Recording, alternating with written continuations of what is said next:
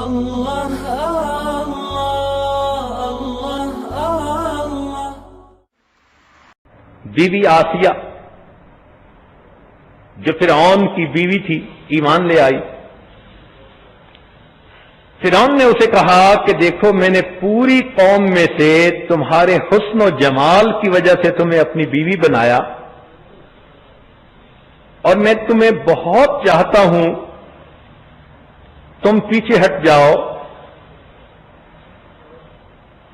موسیٰ علیہ السلام کے پروردگار پہ ایمان نہ لاؤ۔ وہ اللہ کی بندی ایمان کی حلاوت کا مزہ چکھ چکی تھی، کہنے لگی کہ نہیں، میں نے جو کلمہ پڑھا سوچ سمجھ کے پڑھا۔ اس نے کہا میں تمہیں اپنے گھر سے محل سے نکال دوں گا اور ذلیل و رسوا کروں گا۔ اس نے کہا جو آپ کرتے ہیں وہ آپ کریں، میں اپنے موقف سے پیچھے نہیں ہٹوں گی۔ عورت کہلاتی تو صنف نازک ہے، لیکن جب اس کا یقین بن گیا ہو اور یہ کسی جگہ پہ اڑ جائے تو پھر پہاڑوں جیسی استقامت دکھا دیتی ہے۔ چنانچہ فرعون نے اسے بے لباس کر کے اپنے محل سے دھکا دے دیا۔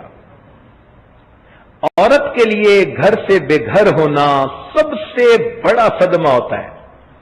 اس سے بڑا دکھ کسی عورت کو کوئی دنیا میں نہیں مل سکتا کہ وہ بے آسرا ہو جائے، بے سہارا ہو جائے۔ دنیا میں جو چھت ملی تھی اس سے اس کو دھکا دے دیا جائے۔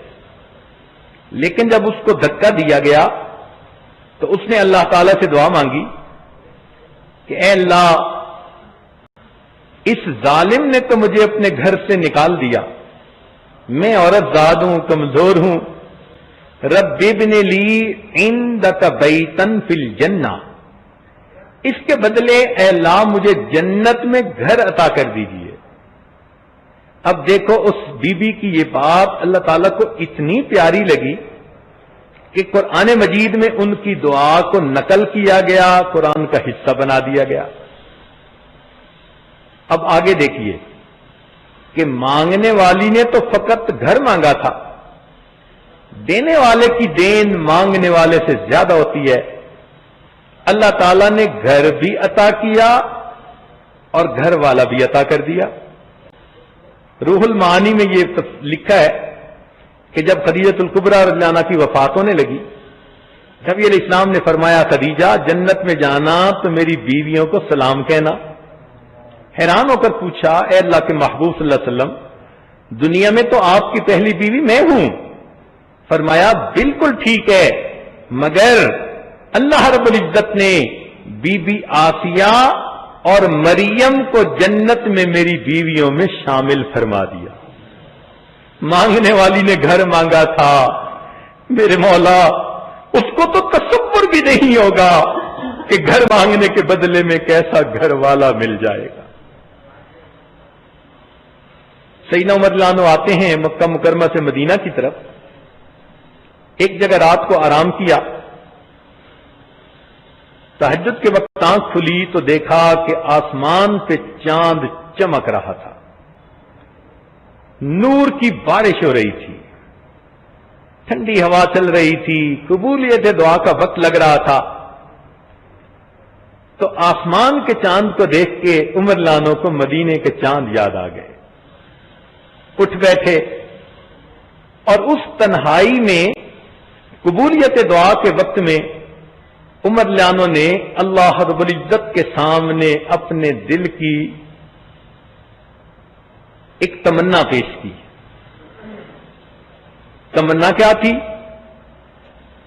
یہ تمنا پیش کی اللہم ارزقنی شہادتن فی سبیلک، اے اللہ مجھے اپنے راستے میں شہادت عطا فرما، وجعل قبری فی بلد حبیبک، اور میری قبر اپنے محبوب صلی اللہ علیہ وسلم کے شہر میں بنا۔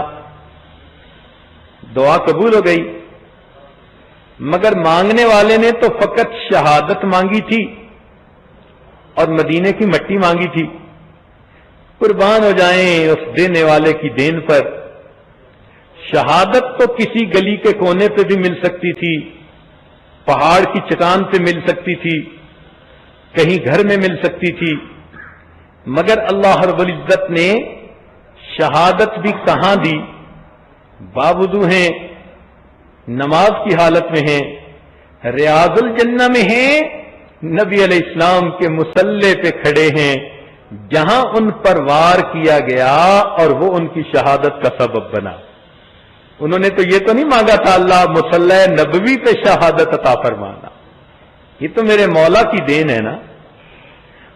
پھر دعا مانگی تھی کہ اے اللہ اپنے محبوب کے شہر میں دفن ہونے کی توفیق عطا فرمانا، تو اگر جنت بقیع میں دفن ہو جاتے تو بات پوری ہو جاتی، مگر نہیں، دعا قبول ہوئی تو قبول کرنے والے نے جنت بقیع میں دفن ہونا پسند نہ کیا، بلکہ عمر لانوں کو اپنے محبوب کے قدموں میں حجرہ انور کے اندر دفن ہونے کی توفیق عطا فرمائی۔ لا الہ الا اللہ، لا